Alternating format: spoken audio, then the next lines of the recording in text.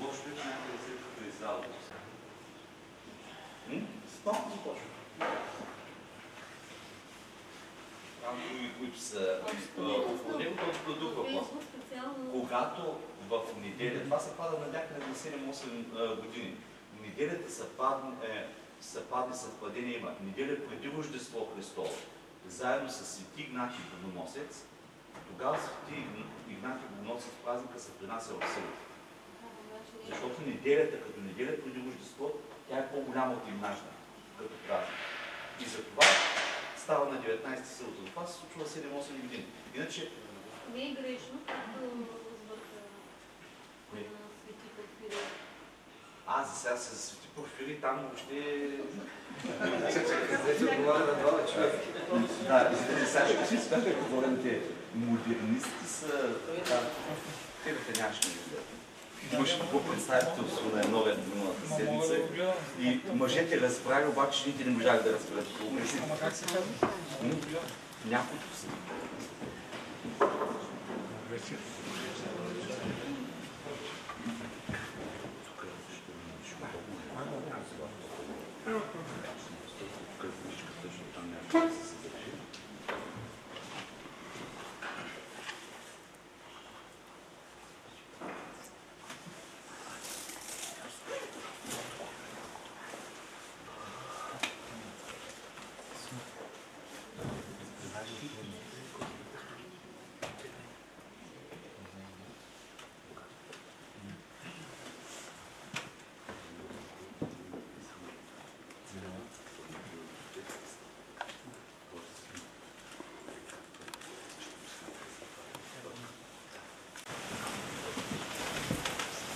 Слава Тебе, Боже наш, слава Тебе, Събуди Бети, Мъжите Дух на истината, който се на всякакви случаи изпълваш, съкровище на благата, подател на живота, дойди и сви след нас, но от всяка скрънта и спаси благи нашите души. Добре дошли тази вечер на четвъртата последна беседа от рождественските четения. Радвам се, че за пореден път през годините сред нас е доцент Димитър Поп-Маринов от Великотърновския богословски факултет с една интересна тема за Библията и съвремието. Надявам се тя да провокира такава вас размисъл, въпроси и после една добра дискусия. Така че давам думата. Благодаря, отец Ромшев, благодаря за поканата.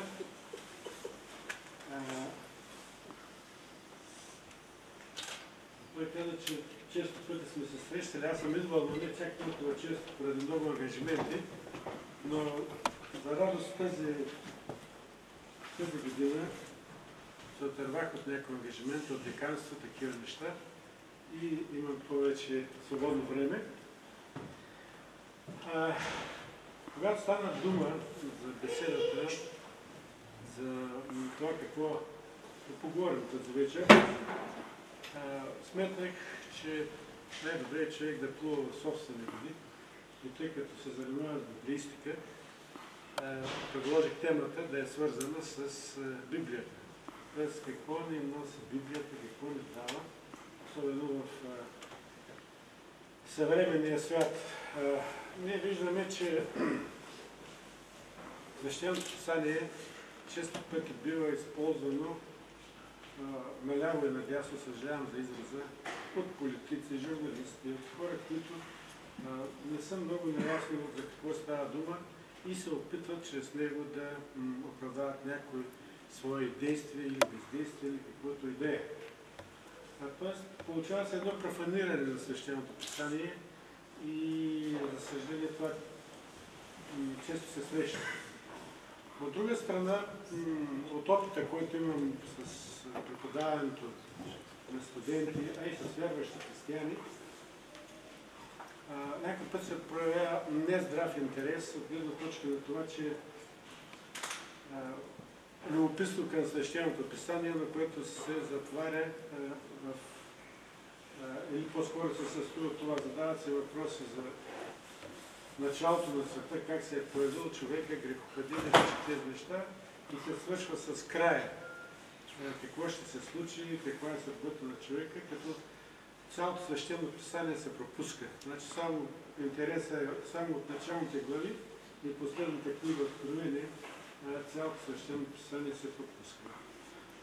Така че виждате, дори от тази гледна точка също смятам, че е необходимо да се говори за свещено писание. По принцип, въпросът за свещеното писание в областта на богословието е един от най-тежките.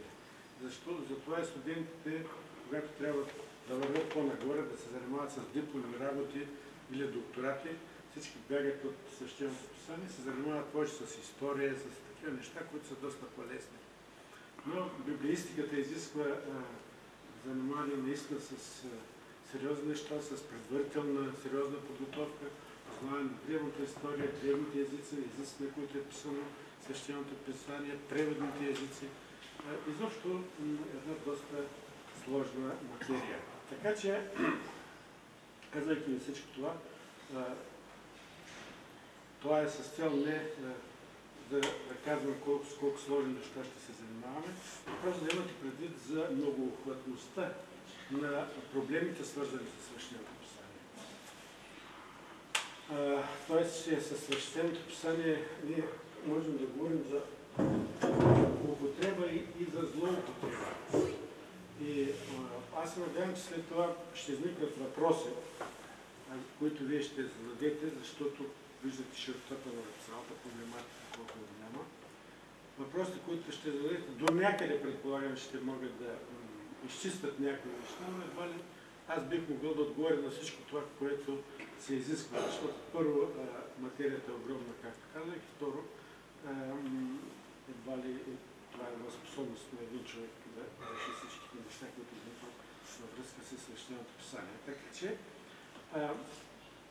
първите две неща, за които се бях набелязал да кажа, са свързани именно с това неграмотността по отношение на свещеното писание, което се шири, и същевременно контрапункта необходимостта от грамотност по отношение на свещеното писание. Тоест, свещеното писание изисква грамотност, която изисква и усилия. Тоест, тя наготово няма как да се учи. Затова имаме много податки в самото свещено писание. Когато Исус Христос говори спори по-скоро с книжниците и фарисеите, т.е. учените хора в негово време, които са учили на Бога, в които са били, в които е била духовната и политическата власт, той им казва, имате писанията. Тоест, вие трябва да знаете за тези неща. Тоест, вие ги знаете. Изниква въпросът. Знаете ги, имайте текста, обаче как се тълкуват, как се разбират. Ето това е другия момент, който е изключително важен. Тоест, говорейки за свещеното писание, ние виждаме тези двете страни. Имаме един текст, който е даден, също време обаче имаме и разбирането му, т.е. тълкованието на този текст. И така, за да можем да тръгнем, да сложим основните изходни позиции за беседата тази вечер, смятам, че трябва да се спра на три основни момента. Доколко ще ни стигне времето и как, отделен въпрос, и доколко ще можем всичко да различим, също отделен въпрос, защото въпросите ни по себе са доста сложни. Но първото, основното, което засяга свещеното писание, е разбирането за откровението. Тоест, това, което наричаме откровение. Как го разбираме и за какво става дума. Второто, което е изключително важно по отношение на свещеното писание, е въпроса за боговдъхновеността. Какво разбираме под боговдъхновеност на свещеното писание? Какво представлява? Има много спорове в историята и съответно различни разбирания в различните изповедания. На трето място идва въпроса за текста. Как е дошъл при нас? Какво ни дава той? Можем ли да претендираме, че непременно, щейки текста схващаме това, което е в текста и как е дошъл до текста до нас. Тоест, виждате, това са само малка част от въпросите, но смятам, че са три основни въпроса, на които можем да разсъждаваме днес. Така, но преди да пристъпим към тези трите основни въпроса, аз ще се опитам съвсем накратко да ви изтъкна в исторически план как се е развил въпрос с Свещеното писание, за да можем да засегнем тези двата въпроса, тези трите въпроса по-отделно. Не ще и съмнение, че Свещеното писание е книгата, която е оказва дори и до днес изключително влияние в развитието на човешката мисъл, на вярата, въобще на културата, на цивилизацията. Казвам го широк план. Не говоря тук за вярващи, какво представлява Свещеното писание. По-късно ще стане дума за това. Но, вече, от гледна точка на вярващия, сега казвам това, от гледна точка на вярващия, Свещеното писание съдържа в себе си неизменното в изменяемото. Неизменното е Божието откровение. Изменяемото сме ние, историята, историческите събития. Всичко това, което се е случвало, е изменяемото. Но неизменното е откровението. Така, откровението е закотвено в историята, то чрез историята по различни начини бива предавано, претълкувано, но самото то е неизмерено. Образно казано, това е нещо, като имаме, да вземем тази книга в Свещеното писание или Библията, да я разглеждаме като книга. Всички ние по един или по друг начин имаме таланта да пишем, да рисуваме и да правим всяки неща. Кажи, вземем най-просто, да я рисуваме. Всеки имаме една и съща Библия, но ако всички почнат да рисуват, ще я нарисуват по различен начин. Тоест, говорейки по този въпрос, оставяйки по този въпрос нещата, също е с откровението. Ние имаме откровението в Свещеното писание, но в историческия процес то бива пречупвано от разбиранията на отделните автори, писатели и т.н. От историческите събития. Тоест, историята сама по себе си, но същевременно пречупване през личните качества и способности на отделния човек. Тоест, виждаме, че в сърцевината си, в откровението, т.е. откровението е фактически най-ценното, то е нещо, което не губи значението си. Затова това е винаги съвременно. Тук ще се отклоним много, но не искам да отивам до там, защото ще налезе много дълбок разговор, но откровението е свързано с едно от основните качества, които откриваме в Бога. Именно вечността. Вечността е това нещо, което има в Бога, което излиза извън нашите представи, нашите разбирания. Тоест, това е състояние на Бога. Това отвъд времето и пространство. Често пъти се отъждествяват безкрайно с вечност, но това са различни понятия. Няма да се спирам на тези въпроси, защото ще отиде много далече. Но, както Бог е неизменен, абсолютно неизменен, така и откровението, което изтича от Него, също то е неизмерно. Исус Христос, както се казва посланието до евреите, е същия вчера, днес и вовеки. Тоест, той е неизменен. В Откровение книга се казва: аз съм Алфа Омега, първи и последния. Отново идеята за неизменността. В псалмите и по-късно в Новия Завет се потвърждава втори послание на апостол Петър, че за Бога един ден е като 1000 години и 1000 години са като един ден. Тоест, основната идея тук е коя е? Именно, че Бог е отвъд времето и пространство. Той не е зависим от тях. За Него няма минало, бъдеще, има постоянно настояще. Да, и откровението, извирайки от Бога, то е постоянно настояще. Затова то е неизменно. Облечено в текста, в формата, то стига при нас. Но ние го получаваме пречупено през текста, през формата. Но сърцевината му, дълбочината му е неизменна. След тук изникват други въпроси, но няма да имаме възможност да се спираме подробно на всички тях. Ще продължим нататък и особено като вие питате. Така. Вторият момент тук от историческа гледна точка, който трябва да се има предвид, е този, че Свещеното писание е дадено на човека е дадено за спасение на човека. То е средство, то не е цел само по себе си. То не спасява само по себе си. Тоест, писанието е милост Божия към човека. Църквата е могла да съществува без Свещеното писание. Още и Ирней Лявовски говори по този въпрос. В първите векове, когато е основана църквата, Свещеното писание бе Стария завет. Новият завет още не е фокусиран. Книгите са били написани, но са били разглеждани също други книги и така. Едва на един късен етап, когато вярата отслабва, когато хората започват да се колебаят, изникват различни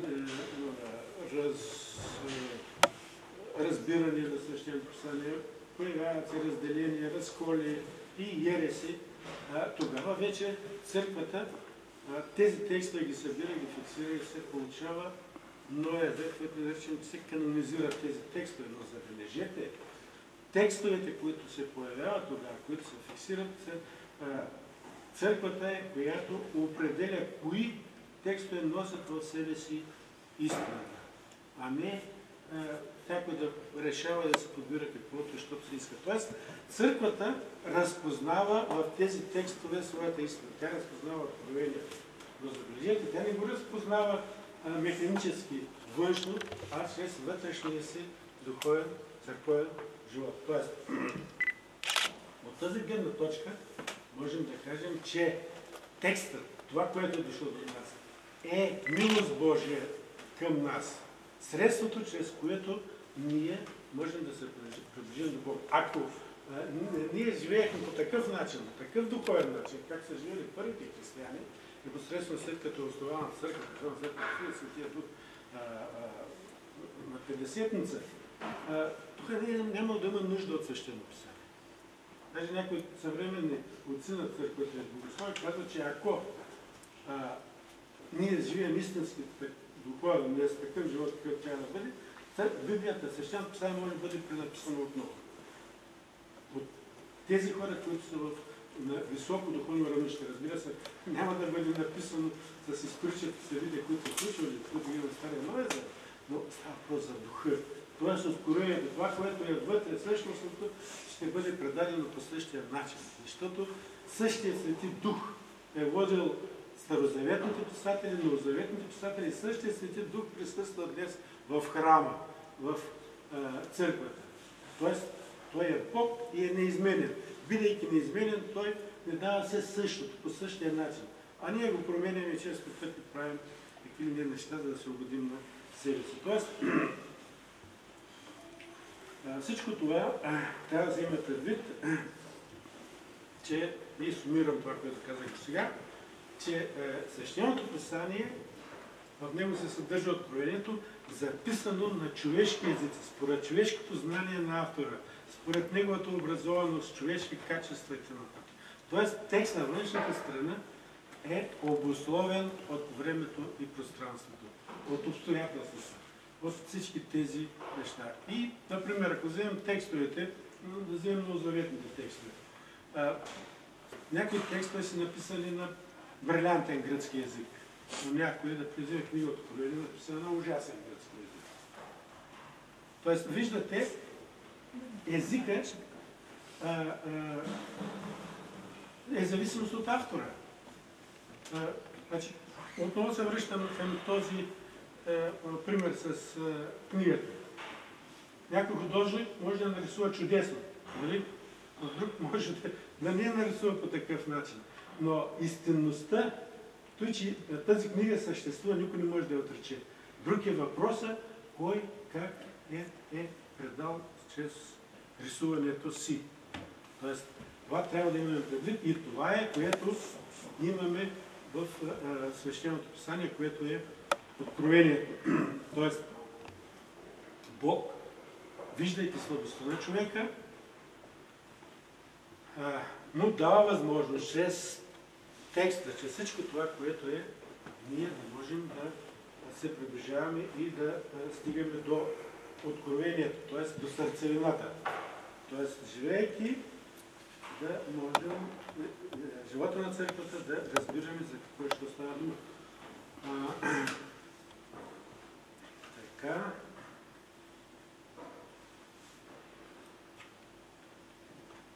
Сега, тук е много важно от историческа гледна точка, това се смята. Особено днес, когато живеем в те нареченото отворено общество, когато от всякъде влизат всякакви идеи, пазарни идеи, пазарни религии, както някои говорите за какво и не, човек е много трудно да се ориентира в цялото многообразие. И по отношение на свещеното писание, разбираме така. Аз като православен вярващ и всички предполагам тук като православни, които са, може да има не православни, но важното е да се, според мен, да се изчистят някои неща и да се заложат още от начало като правилно разбиране. По отношение на свещеното писание между отделните християнски изповедания, може би има най-малко различия. Най-големите различия са в разбирането на църква. Но същевременно трябва да се обърне внимание, че от разбирането на църквата обаче